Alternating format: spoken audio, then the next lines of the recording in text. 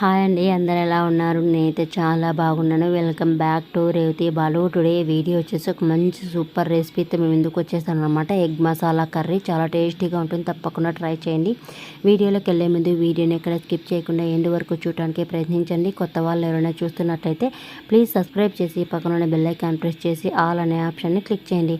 నేను వీడియోస్ పెట్టిన వెంటనే మీ వరకు నోటిఫికేషన్ వచ్చేస్తుంది. లేట్ చేయకుండా వీడియోలోకి వెళ్దాం. ఇక్కడ వచ్చేసి నేను ఒక 8 కోడిగుడ్లని ఆల్రెడీ ఉడికించుకొని పెట్టుకున్నాను అనమాట. ఒక మీడియం సైజ్ 2 ఆలును కూడా చిన్నగా కట్ చేసి ముక్కలుగా ఇలా వాటర్లోకి వేసి పెట్టేస్తాను. చాలా బాగుంటుందండి, తప్పకుండా ట్రై చేయండి. ఇలా ఈ విధంగా వచ్చేసి ఇక నేను ఒక 3 ఆనియన్ అలాగే ఒక 2 పండు మాగిన టమాటాలు కూడా కట్ చేసి పెట్టుకున్నాను అనమాట. గ్రైండ్ చేసుకోవడానికి ఒక హాఫ్ చిప్ప కొబ్బరి చిప్పను కూడా ఇలా నీట్గా తురుము పెట్టేసుకున్నాను. వీటన్నింటిని కూడా గ్రైండ్ చేసుకుని రెడీగా పెట్టేసుకుంటే మనకి తొందరగా ఈజీగా చేసేసుకోవచ్చు కర్రీ వచ్చేసి. అలాగే అల్లం వెల్లుల్లి కొత్తిమీర పేస్ట్ కూడా ఉండింది. ఇక్కడ నేను ఒక 2 ఆనియన్ ఒక 2 టమాటా ముక్కలు మాత్రమే మిక్సీకి పట్టుకుంటున్నాను. మిగిలిన ఒక ఆనియన్ చిన్న ముక్కలుగా కట్ చేసి తర్వాతలోకి వేద్దామని పక్కన పెట్టాను అనమాట. కొబ్బరి పేస్ట్ ఈ ఆనియన్ టమాటా పేస్ట్ రెడీగా పెట్టేసుకుంటే కర్రీ ఈజీగా చేసుకోవచ్చు. ఆనియన్ చిన్నగా ముక్కలుగా కట్ చేసి పెట్టుకున్నాను. కొబ్బరి పేస్ట్ ఆనియన్ పేస్ట్ అలాగే అల్లం వెల్లుల్లి కొత్తిమీర పేస్ట్ రెడీగా పెట్టేసుకున్నాను. ఒక కడాయి పెట్టేసుకొని కొంచెం ఒక పెద్ద కూరగడ్డతో ఆయిల్ వేసేసి ఆవాలు జీలకర్ర కరివేపాకు ఎండుమిర్చి వేసేసి చిటపట్లు ఆడిన తర్వాత మనం కట్ చేసి పెట్టుకున్న ఆనియన్ ముక్కలు కూడా వేసేసి జస్ట్ అలా వేయించేసి ప్లేట్ పెట్టేసామంటే చక్కగా మగ్గిపోతాయి. ఈ విధంగా కలర్ చేంజ్ అయితే సరిపోతుంది. మనకి ఎటువంటి బ్రౌన్ కలర్ అవసరం లేదనమాట. ఇలా కొంచెం జస్ట్ కలర్ చేంజ్ అయిన తర్వాత మనం చిన్నగా కట్ చేసి పెట్టుకున్న ఆలు ముక్కలు కూడా వేసేసి ఇందులోకి కొంచెం ఉప్పు పసుపు వేసేసి మంచిగా వేయించేసుకొని ఒక 3 నిమిషాలు ప్లేట్ పెట్టేస్తామంటే చక్కగా మగ్గిపోతాయి అనమాట. ఆలు వచ్చేసి మనం చిన్నగా కట్ చేస్తాం కదా, తొందరగా మగ్గిపోతాయి. ఉప్పు పసుపు వేసాం కాబట్టి ఇంకా ఫాస్ట్గా మగ్గిపోతాయి అనమాట.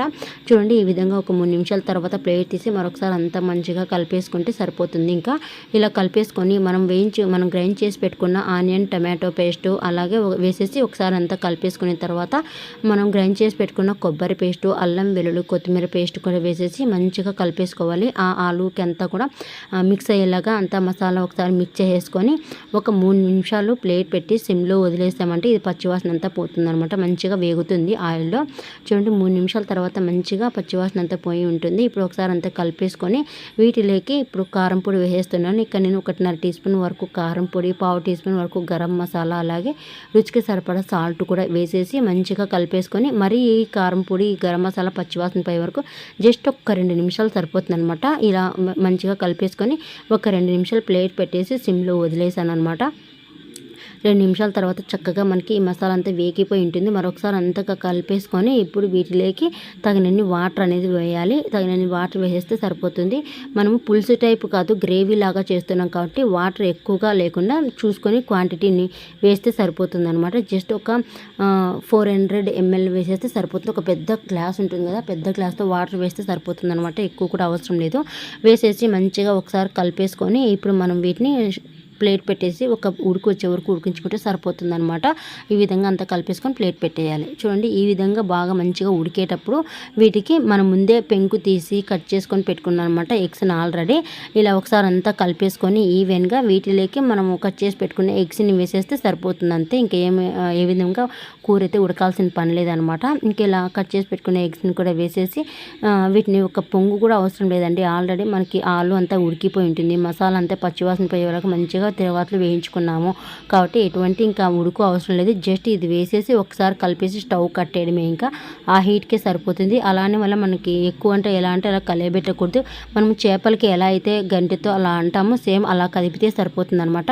లేదంటే సోనా అంతా కూడా మసాలాలకి మిక్స్ అయ్యి అసలుకి చిందరబందరగా అవుతుంది. అసలు కర్రీ అసలు బాగోదు.